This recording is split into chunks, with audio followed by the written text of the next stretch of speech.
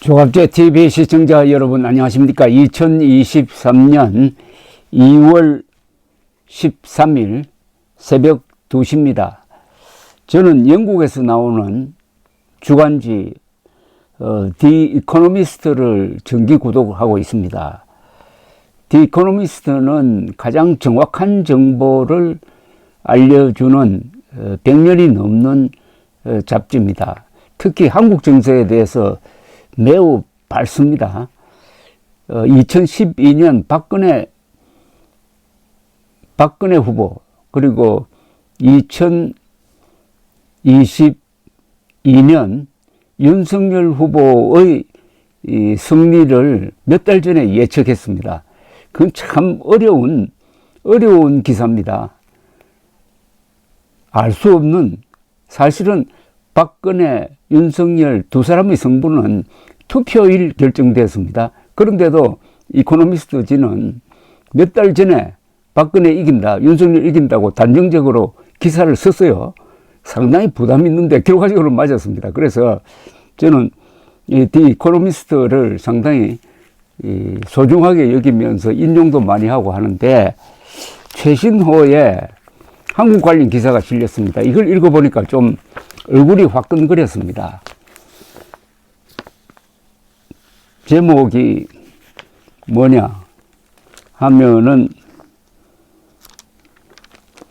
Arms and Men, 무기와 인물, 뭐 이런 뜻인데, The Man은 아마 윤석열 대통령을 지칭하는 것 같아요. 무기와 윤석열 대통령, 한국 외교정책, 나토의 호소에도 불구하고 한국은 우크라이나에 무기를 보내는 것을 거절했다 하는 설명이 붙어 있습니다. 이 기사를 읽어보니까 제가 왜 얼굴이 화끈하냐 하면은, 윤석열 대통령과 한국인에 대해서 상당히 조금 경멸적인 내용이 있었습니다. 그런데 그 지적이 다 타당하다 이겁니다.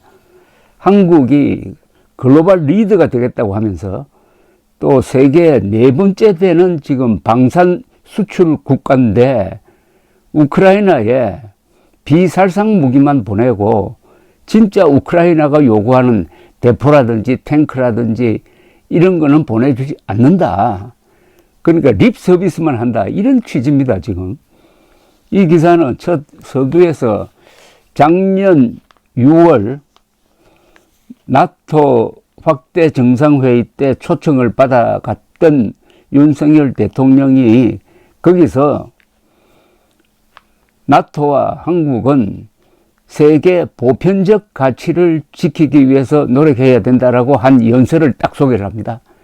그런데 윤석열 대통령이 그 말대로 하지 않는다 이겁니다. 그러면서 최근에 나토 사무총장이 한국을 방문해가지고 윤석열 대통령을 만나서 전번에 이야기했던 대로 자유를 지키기 위해서 우크라이나에 무기를 보내달라, 무기를 지원해달라고 했지만은 윤석열 대통령이 거절을 했다는 겁니다. 말뿐이라는 거죠.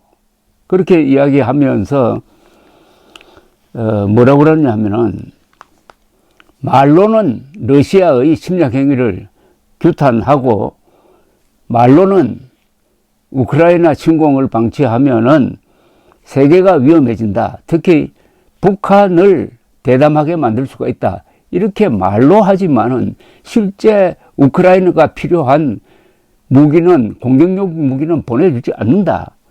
근데 이게 왜 이렇게 됐느냐 하면서 이제 분석을 합니다. 윤석열 대통령도 책임있지만은 국회를 장악한 야당이 윤석열 대통령이 우크라이나에 무기 보내는 걸 찬동할 리가 없다. 그리고 국민 여론을 이야기를 합니다. 국민 여론도 우크라이나에 무기를 보내야 된다는 여론이 15%밖에 안 된다, 이렇게 지적을 했습니다. 만약 6.25 때 미국이 한국에 파병하는 것을 찬성하는 여론이 15%밖에 안 됐으면은 트루먼 대통령이 아무리 용단을 내려도 안 되는 거죠. 그때는 압도적으로 미국 의회도 그리고 미국 여론도 압도적으로 파병에 찬성했습니다. 그 워싱턴 한복판에 있는 한국전 기념물에 적혀 있는 유명한 문장이 있습니다. Freedom is not free. 자유는 공짜가 아니다.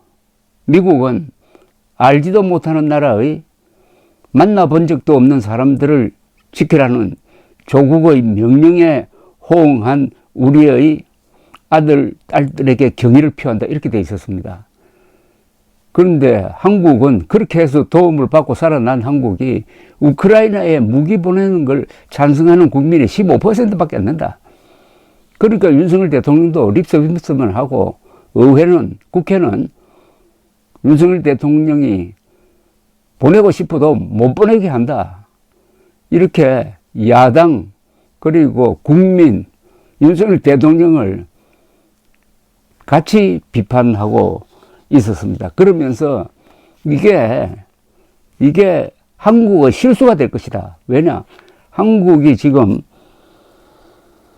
이 방산 수출액이 2021년에는 한 70억 달러가 됐는데, 작년에는 170억 달러로 늘어나가지고 방산 수출 국가로서는 미국, 프랑스, 러시아 다음 제4등이 됐다는 겁니다.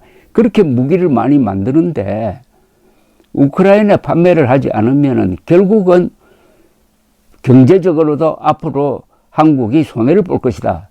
그리고 정치적으로도 글로벌 리더가 되겠다고 그랬는데 세계적 지도국가, 아젠다를 만들 수 있는 지도국가가 되려고 했는데 이것도 안 될 것이고 무기 판매도 결국은 제대로 되지 않을 것이다 하는 그런 뉘앙스의 글을 적어서 끝을 내고 있습니다. 기회를 놓치고 있다는 거예요. 기회를 놓치고 있다. 한국 같으면 한국같이 덩치가 크고 또 한국이 여러 나라에 무기를 팔아가지고 돈도 버는데 우크라이나에 왜 안 보내느냐. 지금 유럽의 여러 나라가 우크라이나에 무기를 보내고 있습니다. 작은 나라도 보내고 있어요. 독일도 2차 세계대전의 그 전범 국가로서 부담이 있는데도 불구하고 근사한 탱크를 보내기로 했습니다. 독일까지 그렇게 나서는데 한국이 왜 안 보내느냐. 윤석열 대통령이 그렇게 약속해놓고 왜 안 보내느냐. 여기에 적지는 안 했지만은 한국전이 났을 때 세계가 도왔는데 어떻게 한국이 우크라이나를 돕지 않을 수 있느냐 이런 이야기입니다. 그래서 이걸 읽어보고 얼굴이 좀 화끈거렸다 이런 이야기죠. 윤석열 대통령이 우크라이나에 대해서 진 빚이 있잖아요. 2022년 2월 말에 작년 2월 말에 푸틴이 우크라이나를 침공하지 않았더라면은 선거에 졌을 가능성이 있습니다.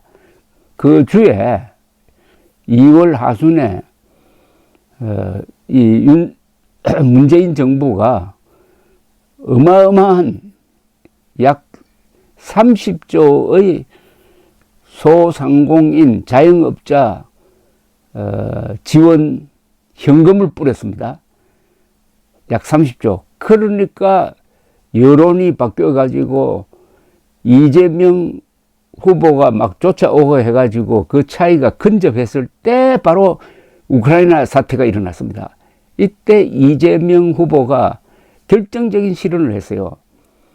젤렌스키 대통령이 초짜 정치인으로서 러시아를 괜히 자극을 해가지고 전쟁을 불러들였다. 이런 망발을 하는 바람에 국제사회에서 막 얻어맞고 그리고 전쟁 분위기로 가니까 자연히 윤석열 후보 쪽으로 지지율이 다시 돌아왔던 것입니다.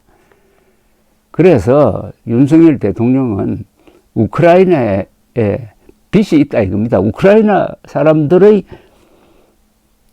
결사항전이 없었으면은 아마 윤석열 후보 떨어졌을지 모릅니다. 그렇다면은 여러 가지 제약 조건이 있다 하더라도 대통령이 강하게 나와가지고 국민들을 호소하고 야당을 호소해가지고 무기를 보내야죠. 그렇게 해야 자유세계의 일원이 되는 것 아닙니까? 그런데 아무 나라도 지금 우크라이나에 병력은 보내지 않습니다. 그러나 무기를 보냄으로 지금 온 국민이 들고 일어난 우크라이나가 버티고 있다 이겁니다. 여기에 한국이 빠진다는 것은 말이 아니다 이거죠. 이 바로 이코노미스트의 지적이 세계적 무기 수출국인데 왜 우크라이나는 안 보내느냐. 그리고 윤석열 대통령이 세계 중심 국가라고 이야기하면서 이 기회에 왜 빠지느냐 이런 지적입니다. 창피합니다 정말. 감사합니다.